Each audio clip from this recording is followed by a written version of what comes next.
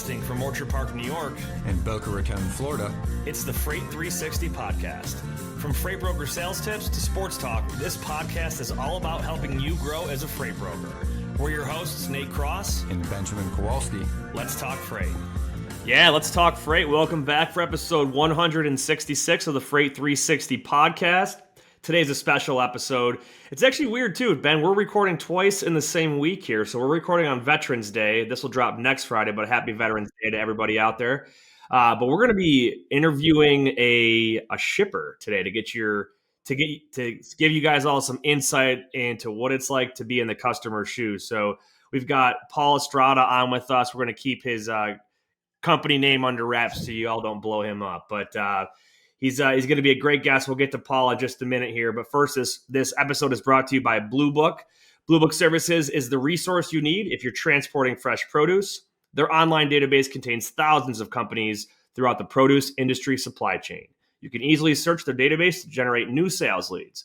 Blue Book's credit ratings help you avoid companies with high credit risk, and their team can help resolve disputed loads. To learn more, go to producebluebook.com and click join today. That's producebluebook.com.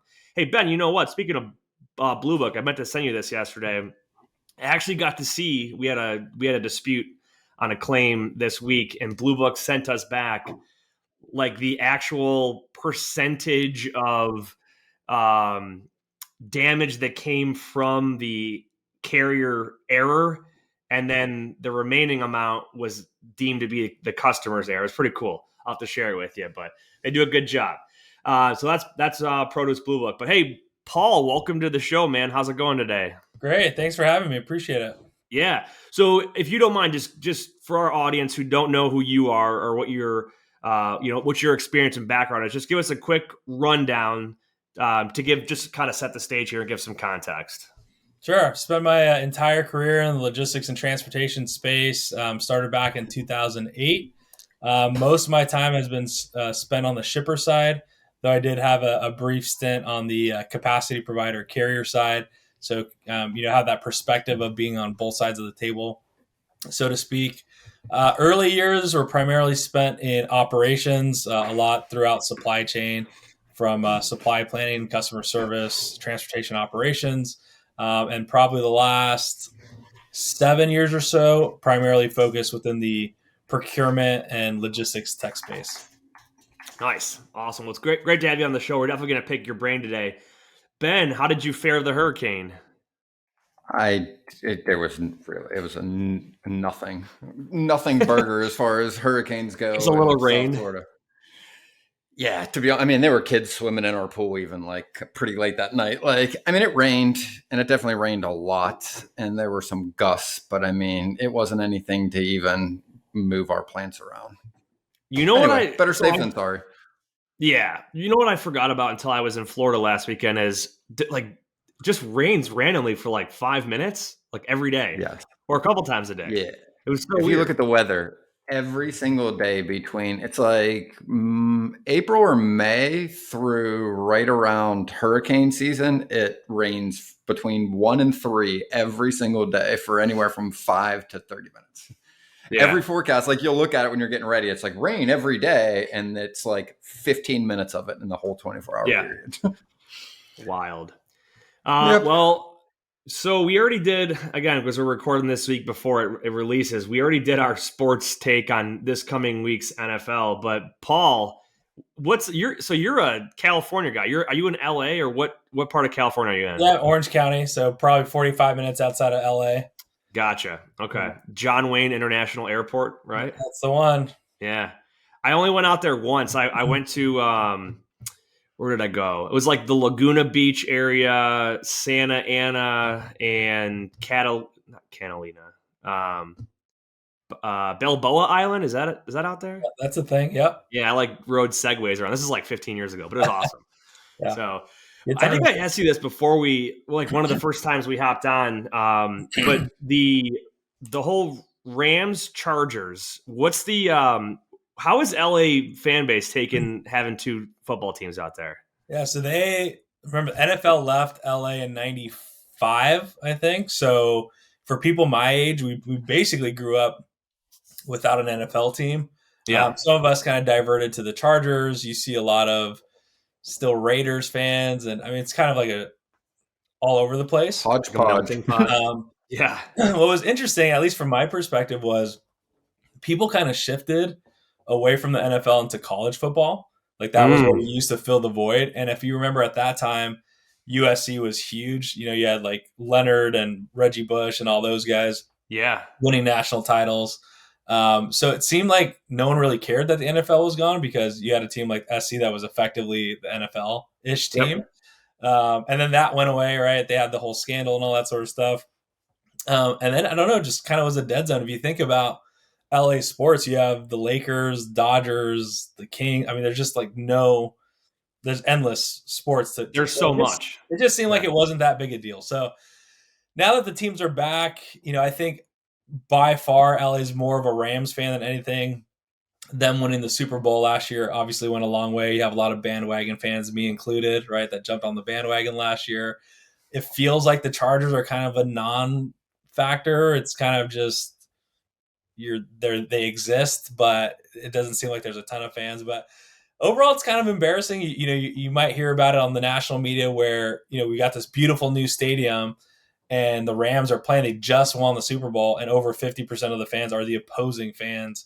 There's so much so that they have to go into silent counts at home, right? It's like, so that part's kind of embarrassing. It's like, what do you expect when the NFL is gone for so long? So I'm sure it'll come around. It's gonna it'll take a few years, but I think it will. Yeah, that's where NFL stands now, at least from my perspective. Well, I mean, hey, you guys got a ring, and that is that's something that I can't say for my Buffalo Bills. So yet, at least. So yeah, we'll see.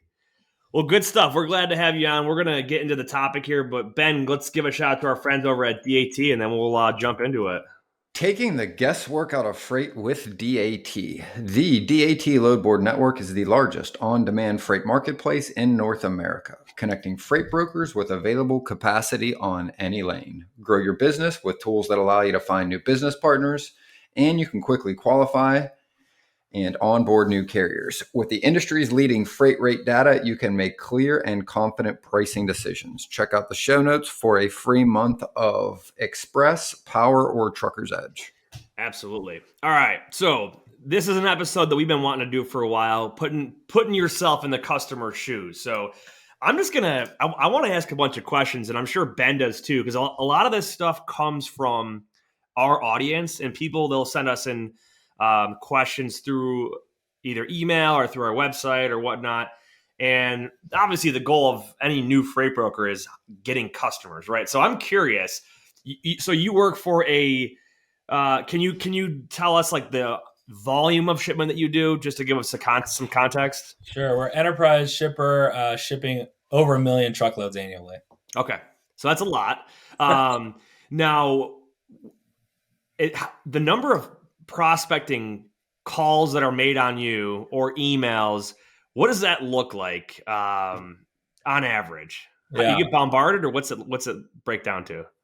Not so much anymore. I think maybe people on my team do, but for perspective, and it's funny because you can tell based on where we're at in the market cycle, like when we are with some softening as we are today, the call and email volume goes up. And then when things tighten up and capacity's tight, it kind of dissipates a little bit. But I would say between emails and phone calls, it's going to be somewhere north of 250 a year minimum. Okay. And that's just me, not including, again, people like managers within my regions or people on my team. That might also be people reaching out to them as well.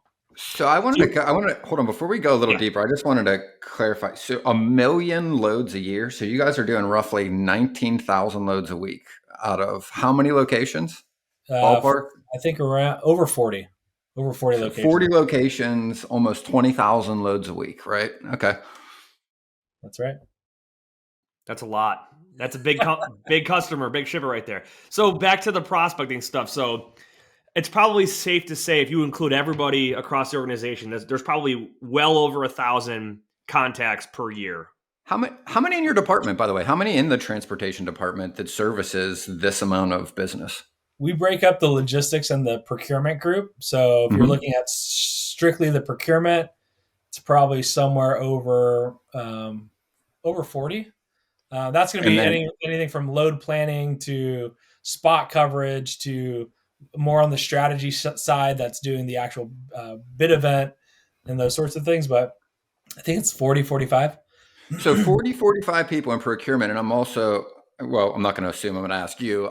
So out of those, how many in procurement are related to the transportation side as opposed to procuring all of the other things that you need within the That's business? just procurement.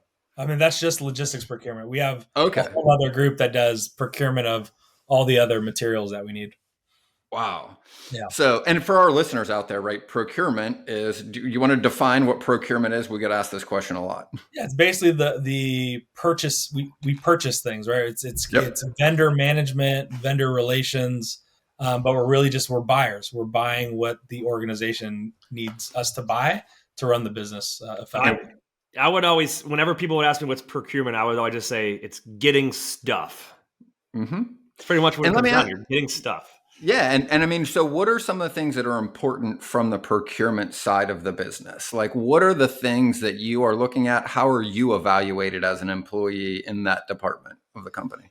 It depends, and I think for us specifically, we're a low cost leader, so being cost effective is of hyper important. So you can think of some organizations out there, maybe a technology company, that does like hardware tech or something like that, or brand name retailers that maybe transportation doesn't make up as big of a percentage of their cost of goods sold.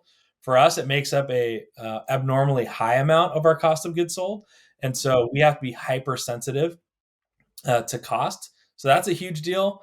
And then business continuity, making sure that I'm not just securing a price point that looks good on paper, but one that I know that our vendors can actually deliver at our service level agreements that we've set with them. So Yeah, those are so I really want to I want to actually add to that to give people an understanding of context that why a certain commodity would have an abnormally high cost. So I'm not going to use your commodity, but let's say, for example, like a lumber mill, right, where the actual lumber itself is not very expensive. So to keep the transportation cost below a certain point is extremely important because otherwise it'll add to that bottom or that end user cost to get it. Whereas in comparison, if someone's moving $1 million piece of equipment, they're going to pay whatever it takes to get that $1 million piece of equipment to where it has to go versus something that's less expensive per unit, like wood or like brick or something like that, right? A basic raw material.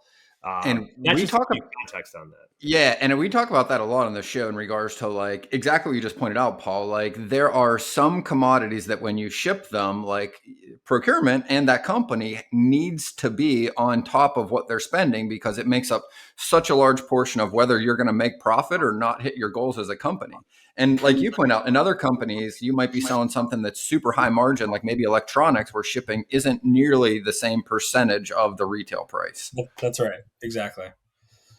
I always thought that was interesting. Like when I was grocery shopping the other day and I saw, was it like just like paper towels and toilet paper, and I was like, man, these take up so much room. I'm like, how like I like as a logistics guy, I'm like, think about how much it costs on it, for a truckload from a distribution center to this store, and how many can you fit on a pallet, and how many pallets can you fit on a truck. Like I'm going through like nerd mode there. But that's a great example though. Something like like ping pong balls or toilet paper, where it's a fairly cheaper commodity, so Right. you have to keep that transportation cost low. I think that's where efficiency in your supply chain is it's a no fail mission for you guys. Otherwise, you're not going to have, like Ben said, you're not going to turn a profit because you're going to have to keep your price point similar to your competitors for a similar product, right?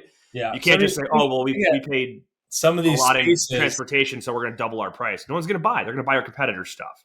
exactly. So You look at some of these spaces, right? Like think of high velocity items that you buy.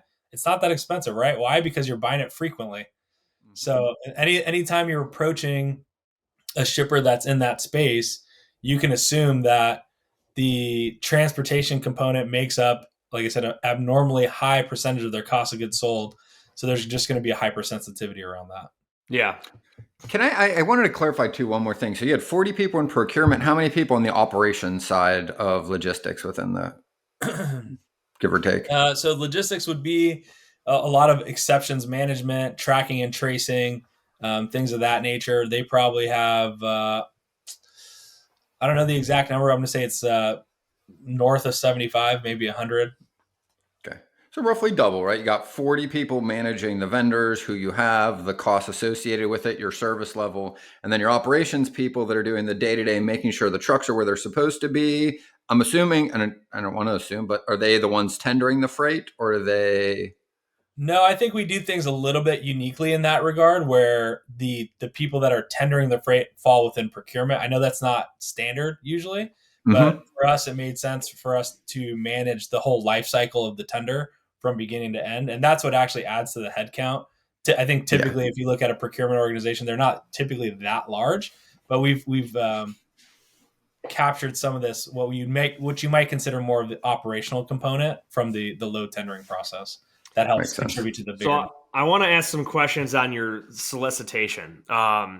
and go back as far as you want in your memory and your history here.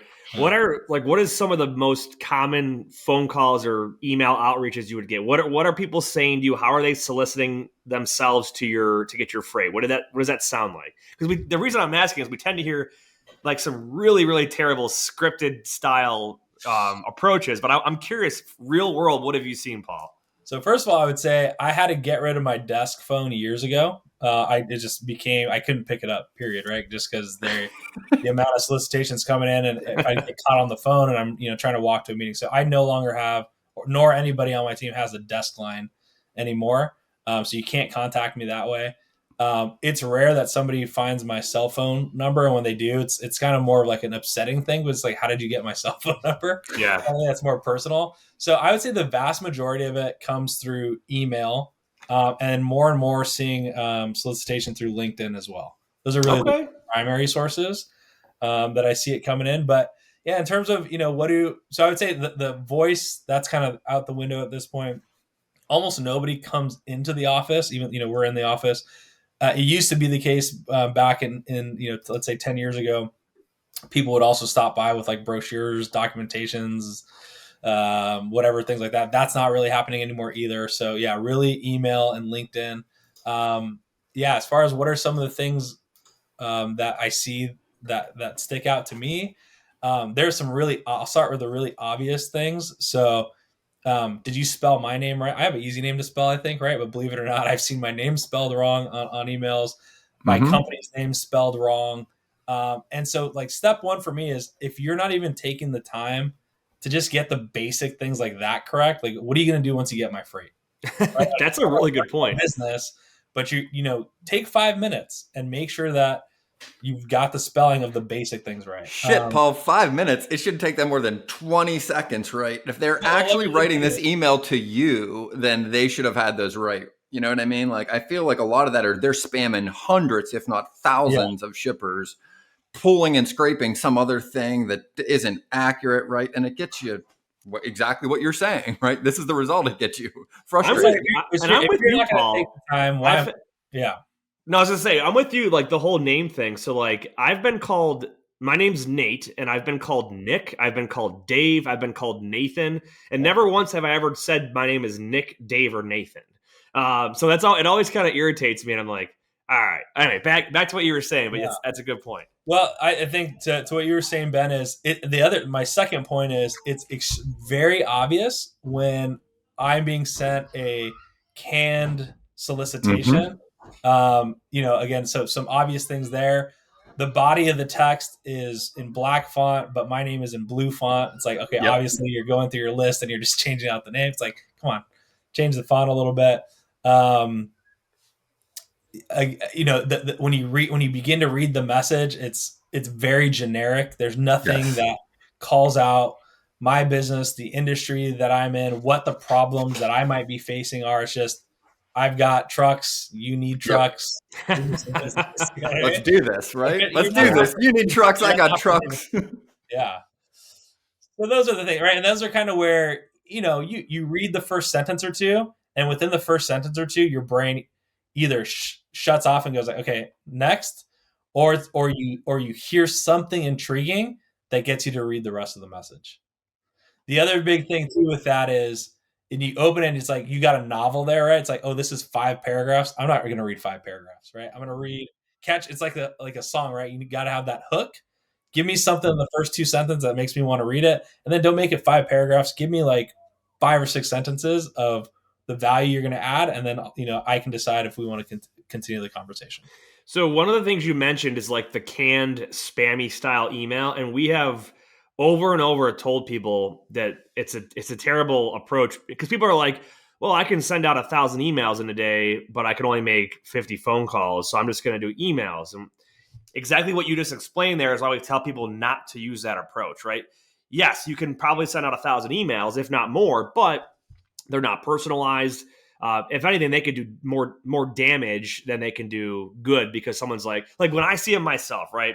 If somebody, Ben, you probably the same way. You probably get solicited by someone supplying some tech feature or whatever, right? Probably 3 or 4 times a day, and I'm like, all right, this is annoying. And then you get caught like in their drip campaign where they just keep replying like, hey, not sure if you saw my last email, but, and it's like, dude, stop it. Like, you don't even know anything about what I do or what my company does, and you're soliciting in a terrible way. And what I think is even worse is when they use like automation features where it'll, like LinkedIn, it'll pull like your company name and your position, and then they try to like plug it together. Like I've had somebody solicit me and they see like US Army on my LinkedIn, and they're like, hey, Nate, I saw your job at US Army. Do you have a need for trucks? And I'm like, oh my gosh, like you're pulling the wrong job, trying to solicit something with logistics, but talking about the US Army. But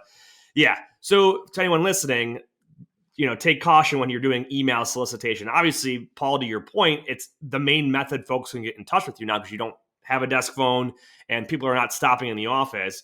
But don't get caught in that rabbit hole. I'm just going to send a canned message out to 1,000 different shippers, and boom, they're just going to give me their freight. So for sure. Curious though, what have been do you have like any specific stories of people that have reached out to you and successfully caught your attention and you're doing business with them now, and how that went?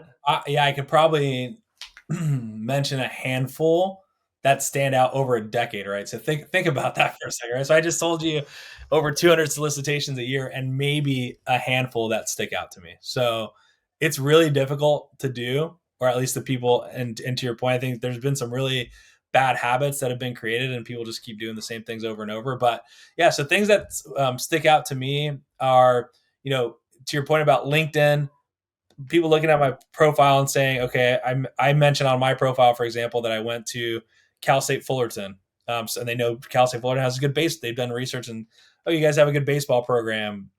You following the team this year. Or I also mentioned on there that I coach Little League Baseball. So just little tidbits that show that they've done a little bit of research on me. And then 2, and more importantly, that you've done research on my organization. If you go to our website, you'll find a ton of information about the products that we sell, who our customers are, where our manufacturing facilities are located. I mean, there's just a treasure trove of information. So in that email, reference, hey, I noticed you've got a plant in Plainfield, Indiana. I've got a dedicated fleet that I work with in that area. I've got capacity there. Okay, you've now been a little bit more targeted in your approach, and that things like that are what catch my attention. But yeah, kind of, there's enough information on the internet that you should be able to assess a little bit what the needs of that shipper may be. So another way to do that would be through a load board, and you see, man, I notice there's a lot of loads that are being posted out of this city. That must be a certain shipper, right? Let me do some research. And then you're like, oh, okay, yeah, they're covering 20 loads a week on this lane to this lane. So now you can reference that specific lane, right? So it's really about diving deeper and not spamming 1,000 emails. But to me, if you spent a day writing 20 good emails with that level of detail, instead of spamming 1,000 emails, I think your success rate would be much, much higher. 100%. Still to this day, I won't use any of that automated software for any prospecting for that very reason. I'm like, you can get it efficient where if you pick, I feel like, like you said, maybe 20, 30 companies a day where you're doing some level of research and really writing it geared towards that organization, right? Towards one thing you found or a few things, like you get so much farther than trying to be everything to everybody, right? Like Nate always laughs because I always have some cheesy cliche, but it's like a jack of all trades ends up being like a master of none, right? You try to be everything to everybody and you don't go deep enough to matter to any one of the individual companies ever, right? Absolutely. Yep. And in a way, you think you're really selling yourself. I mean, there's these huge organizations, right? So you're really selling yourself, because the other thing too is you got these big names out there. Whether you're agent, whether you're a broker, um, and they may have a certain perspective of who those organizations are. But what I've come to learn is that it really comes down to the person within that organization. So I can't tell you the amount of times that I've had an account manager on my account that was awesome. They owned it. They lived and breathed my business. Then for whatever reason, they moved on to their next organization, and they fill in that gap, and things just quickly fall apart. Right? It's like the exact same organization, but it's all about those individuals within that organization that are really moving that business forward. And so in a way, you're selling yourself more so than you're selling the organization. Yeah, we say that a lot because at the end of the day, any broker can accomplish the same thing if you look at it like objectively, right? They Right. have access to the carrier, the market of trucks out there. They have access to load boards. They have the legal authority to be an intermediary and broker a load from you to a motor carrier. They have insurance. They have a claims process. But the subjective part is, what does that entire experience feel like? Right? Because Ben and I say it a lot. We all do business with people that we like, that we trust, and that we know. And if you've got, like you said, if an individual leaves a brokerage and goes somewhere else, and your business gets backfilled by some different person in that brokerage, they're not going to treat your business the same way. They're not going to talk to you the same way. They're not going to have the same response time as the other person. And that's where I think the relationship part of it is huge. And that's why I am personally a fan of using the phone when possible to make your prospecting calls over email, because you can have that connection through tone of voice and just the way you connect to somebody in the way that you're talking to each other. So Yeah, you can't replace that. yeah, there's no personality through text, right? Whether it is a literal text or it's, the text in an email, right? You can't catch the tone. The person reading it is reading it in whatever mood they were in before they got the email. Like, it's not really going to change their mood. So they're having a shitty day and they get an email, like, they're probably going to perceive it as annoying. If they're in a good mood, maybe it's something else. But over the phone, you can pivot, you can move in that direction. If someone's frustrated, you can empathize with them. Like the things that humans have done for thousands of years to connect with other humans, right? That doesn't happen over email, and it doesn't happen over reading a text. The other thing I wanted to point out, right? You talked about, finding unique things about lanes one of your facilities are running, right? And one of the things I think that's also helpful, you pointing out load boards, which is a great way for somebody to find where these lanes are, but also just asking your drivers, right? The drivers are the ones that tend to know this. They talk to each other, right? And I can't tell you how many times I found like the exact same piece of information you just pointed out, right? A driver's like, hey, I know this facility over there is shipping 30 loads to, Smyrna, Georgia, and they've been having issues. Why don't you give them a ring? Now you're bringing, like, in some cases, things to procurement that maybe they weren't even aware of from the operations team just because of the size of the organization, right? Or that just information hasn't gotten there yet. So you're literally bringing value, with your front foot to start that relationship. You've got a much higher, percentage of success when you're going to try to lead with those things. Right. And that's when you talk about, offering tidbits of information too. Like, I noticed the load to truck ratio in Georgia is at 7-7 to 1 right now. So, and I noticed you've got, like I said, 10 loads on the load board. I can help you. I've got this specialized capacity or what have you. That's one big component of it. And I think the other one too is going back to the concept of being too generic. The reality is, you mentioned also being master of none, right? It's, when a broker says, oh, I service, the lower 48, or like, I got national coverage. It's like, look, you might, right? But I've always encouraged people, especially smaller to mid-sized brokers, is create some power lanes, like really create a competitive advantage for yourself. I remember specifically a small broker that I was working with the years back. He said, like, I'm going to own the Texas Triangle from Dallas to San Antonio to Houston, that whole triangle. I'm going to own it. I'm going to own Mm-hmm. those lanes. And then he branched out from there. But he first had to make sure, we talked about price competitiveness, right?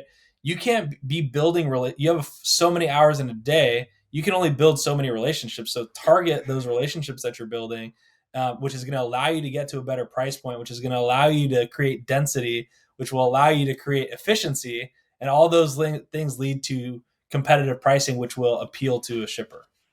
And here's the other point, and I think, few people realize, and we've said this a lot, but even the largest mega carriers in the country do exactly what you just said, right? They aren't bidding on every lane for every major shipper that they get access to. They are looking at where they can add the most value and where that value is most realized by the customer, not, hey, yeah, of course you can offer service in all 48, states on any day of the week. But the reality is what's the quality of that service?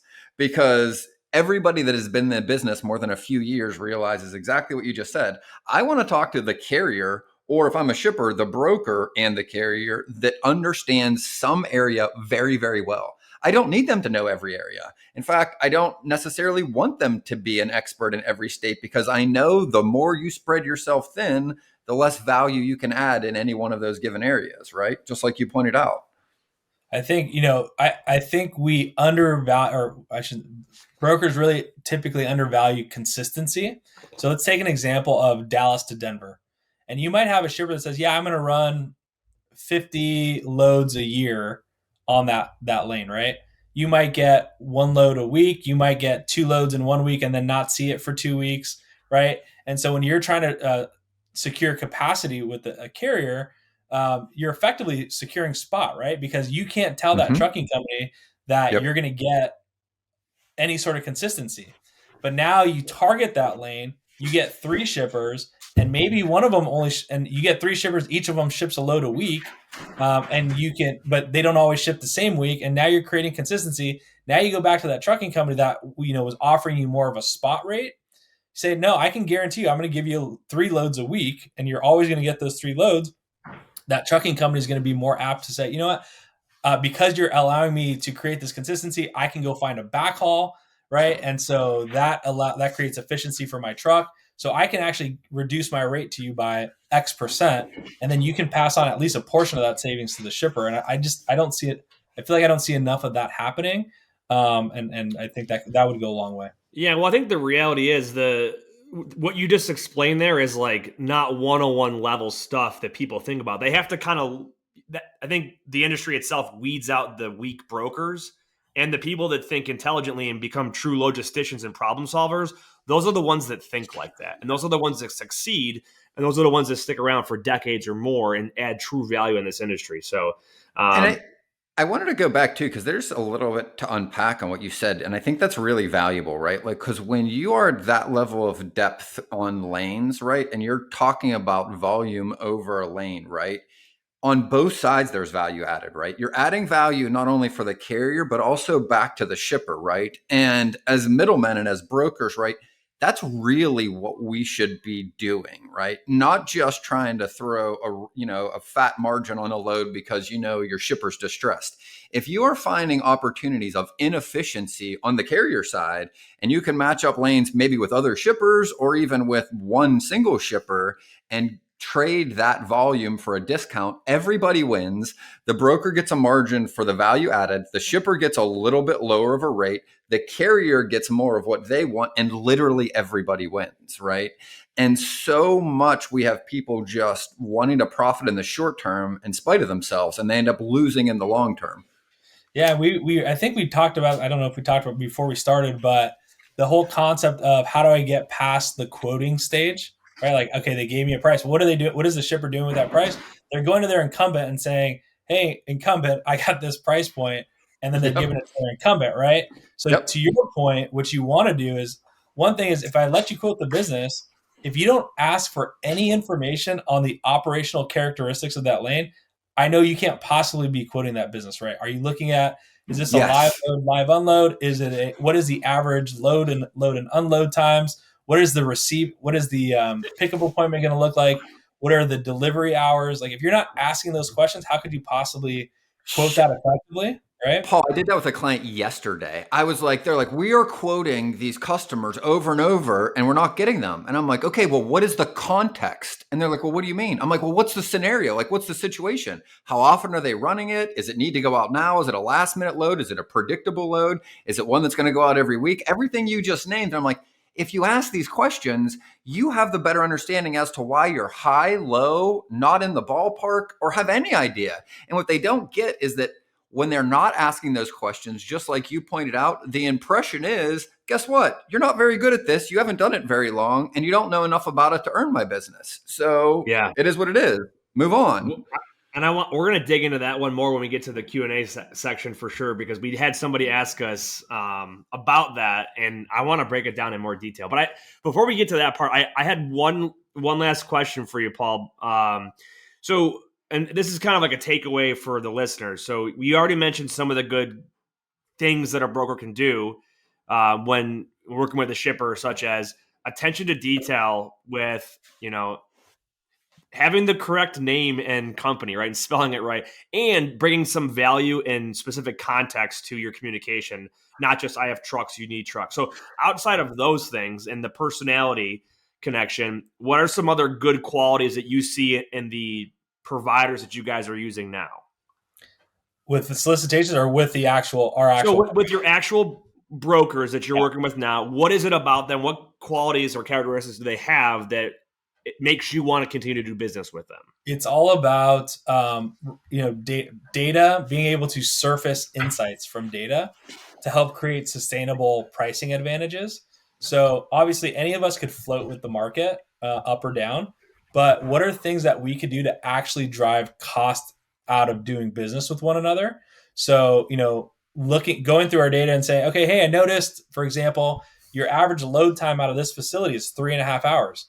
If you can get this down to 2 hours, I could reduce your rate from X to Y, right? Or if you can give me 3 spots at this facility, I can, bring in X number of trailers and we can do drop and hook, which allows me to get another turn on the truck. So they're bringing things like that are really outside of market dynamics, right? It's legitimately and finding ways to service your business cheaper. And those are sustainable things that work inside and outside of markets. So they're going above and beyond the average, like the average freight broker is kind of what I'm hearing there. Is they're actually giving true insight, not just being the legal broker that can that can be an intermediary and get you a truck. They're like an extension of your procurement department is what it comes down to. I say that all the time. You are my supplier.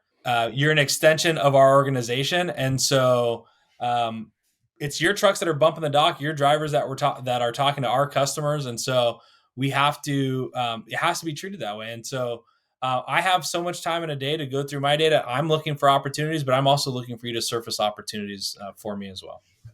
Yeah. And I think a lot of those things can be uncovered by also like just better communication with the carriers too, right? It's not just on the shipper side. Like I had a shipper that shipped cotton out of Memphis, and it was exactly the scenario you just talked about. Talking to the drivers, and they're like, look, we could turn 5 loads a day. They were local loads going back to the rail. And they're like, look, we could probably turn 8 if we can reduce the loading and unloading time by 45 minutes each. Well, if you're literally listening to their drivers and not just treating it as them complaining, I would go back to the shipper and go, look, if we can do some things over there, I can cut your cost by, whatever, $75 a load. The carrier is going to see some of that. I get to benefit some of it, and the shipper gets to benefit from it. But if you're not listening and conveying them back and forth, because like you pointed out, you've got other things on your plate. You're not able to get into the granular details of every shipping lane and every facility on every week, right? This is what the broker should be finding to bring back to you. Absolutely. Yeah. All right. Well, we're going to get into our Q&A here in just a minute. But first, I'm going to give a shout out to our friends over at Lean. Lean Solutions Group is the industry leader in nearshore staffing solutions with offices in South America, including freight broker back office operations, accounting, tech development, business development, marketing, customer service, and many other positions. To learn more about the vast solutions that Lean has to offer your freight brokerage or agency, visit them online at www.leangroup.com. That's LEAN group.com. All right, so our first question, we kind of already flirted with it here, but I'm going to read it off. So, how do I get beyond just quoting a customer when they have other brokers, or they keep telling me that the load was covered by somebody else when I do send them a quote? So this is you kind of already cracked open the nut a little bit, Paul. You said if somebody sends a quote in that's a new provider, you as a shipper, you're going to be like, hey, everyone here in my bullpen, here's the price I just got, and it's lower than all of you. Right. You know, step up to the plate. What can you do here? So what does that process look like if somebody comes in and quotes a more competitive price than what you're used to? So it's a little bit different because we don't do that for spot pricing. It's really through the RFP process that we would let a new supplier come in. So I can speak to that if you want. We don't do it as much with the spot side, but on the contract side, I mean, we're very deliberate about going through our solicitations. So I did mention that, we get a lot of solicitations. We do create a central repository for that. And at some point in the year, we actually do go through all of those. And we have a survey on our website, actually, where we ask for a ton of information, where are you domiciled, where are your power lanes, just who are some of your customers, and a lot of things like that. And there are periods throughout the year where we will go and assess and go through those hundreds. And of those hundreds, we might find maybe 15 to 20 that we say, you know what, this is worth a follow-up phone call. And then we'll go have a 30-minute or hour-long conversation and see if there's a potential synergy there. Then we'll let that carry into the bid event. And we are very deliberate in those conversations of saying, hey, you need to be meaningful to us, right?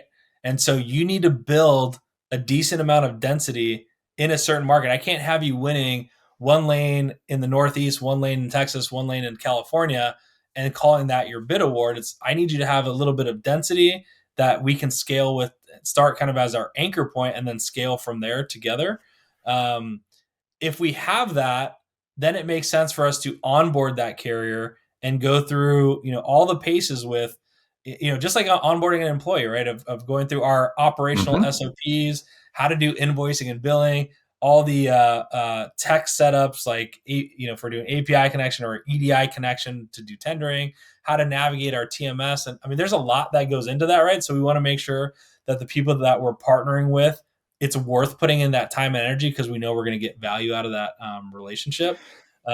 So that's kind of more or less how we would approach that. And I want to drive that nail home, right? For all of the listeners out there, right? What he just pointed out is how you get the door open, right? And how you get the door open is being very good at one thing, not offering everything. Because if you're good enough at one thing, and that's, to be honest, like, I worked at a very, very large brokerage, and that's how all of even the largest accounts started was, hey, we can help with this niche area. Maybe it's, again, I don't know, Georgia, maybe it's Houston to, West Texas, whatever it is, we're really good at this.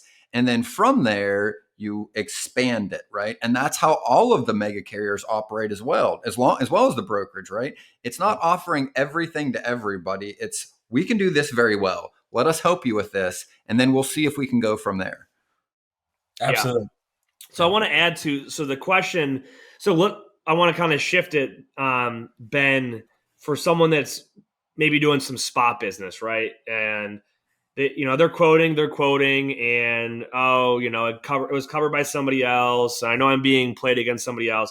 So the advice that I would give is you need to ask some questions that give you context as to what's happening and why.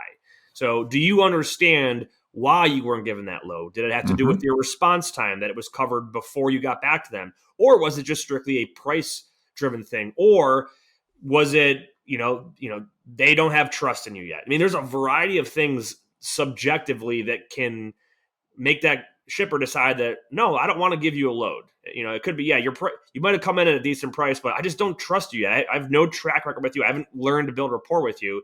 Ben, what else would you add for spot business like that for folks that they can't get past that first point yet? I think the other thing is really, and this is where a lot of newer brokers, there's a lot of hesitancy. It's taking the load with the confidence you'll get it covered because you have carriers in those lanes or in those markets, right? Paul mentioned it, but I think a lot of times carrier or brokers don't have the relationships on the lanes and they're heavily reliant on the load boards. So they're hesitant to commit to the shipper.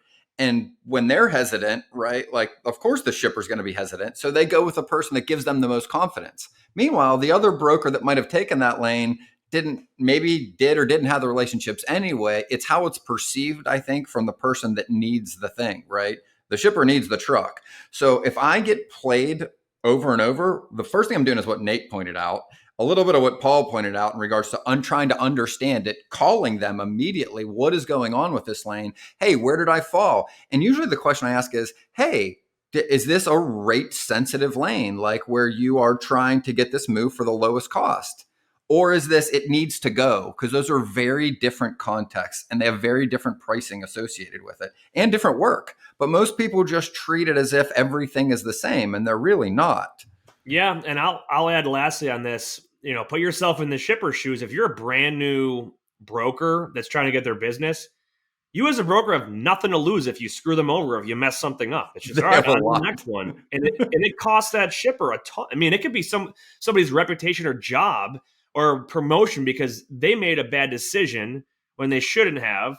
And it just kind of imploded on them because, oh, this guy gave me a better rate. Well, I should know whenever I get this sounds too good to be true low rate, they typically fall out on me or something stupid happens. So, yeah, so just consider that. All right, next question. I built a brokerage from the ground up. Should I let a close friend become a half owner? Hell no. I'm actually wondering why someone would ask this question. This came through our Facebook group, Ben.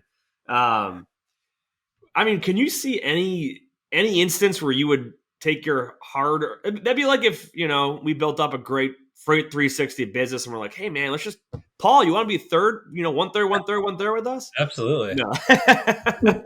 So I mean, I can't think of any situation when you'd want to just have somebody else come in as a half owner unless they have helped you along that journey to build it, or if they're bringing something to the table. Maybe you run a big full truckload business and they run a strong LTL business and you want to combine them together and go 50-50. That's the potential. But do you I think my 2 cents on that is if you have complementary skill sets, right? So maybe one of you is good at landing a client, but one of you is better at working on the carrier side, or this guy's better at tech, this guy doesn't, you know what I mean? Like, so I could see, I mean, I've seen instances where there's been co-CEOs and they make it work and they were friends. And I've seen a couple instances where carriers came from, they met each other at the same brokerage, then they broke off and created their own company. So it's possible. I wouldn't totally put it past them, but you have to really do your diligence on, to your point, like, are you actually adding value, or are we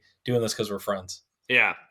And the specific question was, the guy had already built a brokerage and now he wants to bring his friend in and offer him half the stake, which definitely not. But I agree on the complimentary part of it.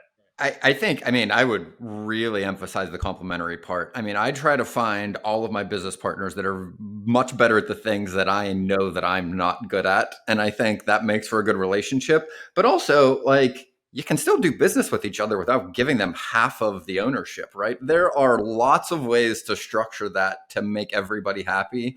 It doesn't have to be, 50-50. If you built something, there's a lot more value than the person coming in the door. You can still work with them. You could have some co-ownership, but I would make sure that somehow you are structuring this in a way where you didn't give half the asset you built just to work with your buddy. Yeah, and I think that's where the independent contractor or agent sort of relationship can be used to kind of test the waters, right? Like, hey, I'm not going to give you a piece of the pie here, but you can come work with me and I will pay you a hefty percentage of the business that you bring to the table. And let's do that for a while and see how it looks. And then if we want to, pivot the direction of this company and do something new with it together, then we can look at that. So, all right. Next or final question. I'm becoming a new freight broker agent. I have no book of business, but I will be getting my own customers. what should my percentage be with the brokerage? So they want to know how much they should be getting paid as an agent if they're brand new, no experience, no customers. I would say, first of all, I mean, I've been working with agents for a very, very long time. Ben, you as well. I mean, good luck finding an opportunity at a reputable company having no experience and no customers to go be an agent. There are companies out there and there's smaller brokers that are willing to take you on because they think there's no risk to it.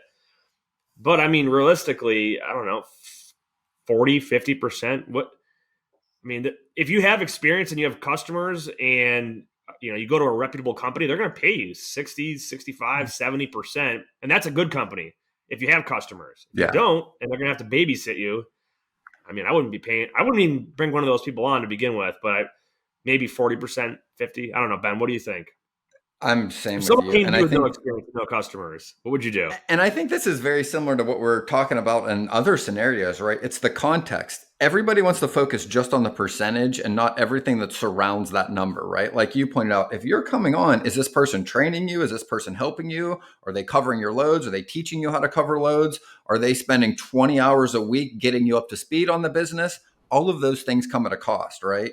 If you're genuinely coming in and you have no customers, but like you pointed out, maybe you did, maybe you were very good at this, you had a book of business, but you couldn't take it because you had a non-compete or a non-solicit, completely different scenario than somebody that has never worked a day in this industry, right? And I think, that's really what matters the most is how much time this business has to spend on this individual.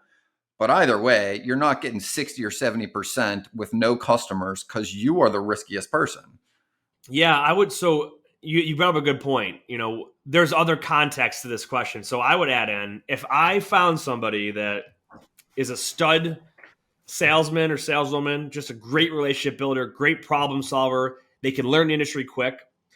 And my goal for them is, hey, I'm gonna teach you brokerage, but it's your job to go out there and build up your own book of business. I'm not making calls for you. You got to learn the hard way, and you got to fail and fall over and fumble until you figure it out.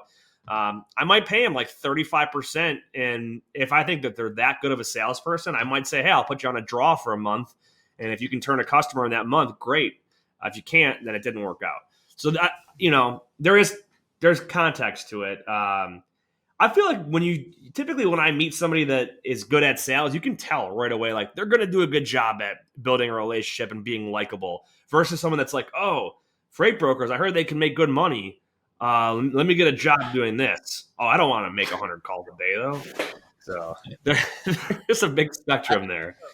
Well, it's funny. And like, I always go to like, and again, it sounds cheesy, but it's like somebody's ability to initiate a conversation and be able to build rapport quickly, right? Like, it's likability. I mean, however you look at it, like that's one of the hardest things to do. And it's like, we've been talking to Paul for a little under an hour and like, absolutely in a heartbeat in this amount of time, I'm like, he has all of those things, right? Like you can tell why he's good at what he does and how quickly he's able to do those things. Those are the things that I think, matter far more than some of the other things if you're trying to hire somebody. Yep. Agreed. Well, good episode, guys. Paul, thanks for coming on, man. You got any last minute things you want to toss out there, tips or I was don't just do thinking or of one anything? last thing. Like just thinking back in my the early days of my career is I think maybe some of the people may make the mistake of trying to go after these big whales, right? Like an enterprise level shipper or brand name that everybody knows. Those are really hard nuts to crack, right? It takes a lot of work and like we just spent this whole episode talking about. But one thing I just thought of is, think of some of these brands that are up and coming that aren't as hard to crack, right? They're desperate for capacity. They don't have any networks built yet. They don't have any capacity providers. Those are harder to find, but you might find some companies out there that are like on this beginning of this rocket ship stage. It's way easier to get into those companies, build those relationships, and then get on the rocket ship with them, and then they'll become those big accounts that you want them to become later. So, I'll name a few for people out there that I'm aware of. Like during the pandemic, a lot of the home delivery food companies blew up and they were in that same position. And a lot of people I had talked to, in my network of other brokers, the exact same scenario you just explained, right? Got on with them. They've only been in business 2 years. Their network isn't that big, but the demand skyrocketed so much they didn't have capacity in those areas. There's a lot of value that can be added there. And by the way, for our listeners, that's not that hard to find. You can search through Reference USA or any of the big databases to see when the company was established. You can run reports to see to where you're prospecting companies that, have been in business less than 5 or, 3 years, but you're seeing them in the news. Those are great ways to find companies that don't have established networks and are looking to have value added. Yeah, I'll real world example. We had this happen earlier this year. A beach chair company that's fairly brand new. I want to say they're less than a year in business. No brokerage out there would give them credit. So they're like, we need to move stuff. We don't want to prepay every single load we move. We were able to. There was a personal relationship between one of our brokers and someone at the company, so we had a little bit of subjective, we could kind of rely on their reputation a little bit, but it came down to hey, if you guys are going to grow, we want to grow with you. We'll give you a little bit of a credit line, show us in return that you can pay your bills on time, and let's be a partner for the long term. So Paul, I love that you said that, because that is huge. And again, the beach chair thing is it's an extreme case, but these folks that are they're doing business and they're working with brokers and carriers, but their demand for it is dramatically increasing, and they don't have the infrastructure internally to find all the capacity themselves, so they need to rely on a broker to be that extension of their supply chain. So great tip there. I love that. Yeah. All right. I think the one thing I would add to that is when you're pulling your prospects together, you should have a mix, right? My opinion has always been 70% should be more of the lower hanging fruit, small to mid-sized business, 20% maybe mid to large, and 10% your whales. So you got a little bit of something you're kind of excited about. The huge companies, maybe you're working 4 or 5, because it's going to take you a year to 2 years to maybe 3 years. The mid to large, it's going to probably take you 6 months to 2 years. But the smaller ones, like you pointed out, you can flip those in a month. You can flip those in a quarter, right? And again, if you intentionally think about this before you start putting your leads together, it's a lot less frustrating when you're only, like you pointed out, maybe there's definitely brokers out there only working and trying to get whales, right? And they're like, well, I haven't gotten one. Well, it's because you're trying to close Nabisco, Walmart, Pepsi, Coca-Cola, right? They're all going to take a year or two. You might get there, but don't expect to close those in the next 2 weeks. Yep. Well, good episode, everybody. Paul, again, thanks very much for joining us. And that's all we got for today's episode. Paul, any last minute thoughts here? That's it. Thanks for having me, guys. It's been a blast. Yeah, our pleasure. Ben? Yeah, as well. I mean, I really feel like I could have this conversation all afternoon. It kind of makes me want to go start prospecting, to go dig into some of the stuff. But yeah, whether you believe you can or believe you can't, you're right. And until next time, go Bills. That wraps up this episode of Freight 360. Check out the show notes for links to anything that we've referenced on this episode. And make sure to visit us online at freight360.net to see our entire library of episodes, videos, blogs, and more. And make sure to check us out on Facebook and subscribe to our YouTube channel for daily and weekly tips and content. And if you'd like your question answered on the show, fill out the Contact Us form on our site, and we'll see you next week.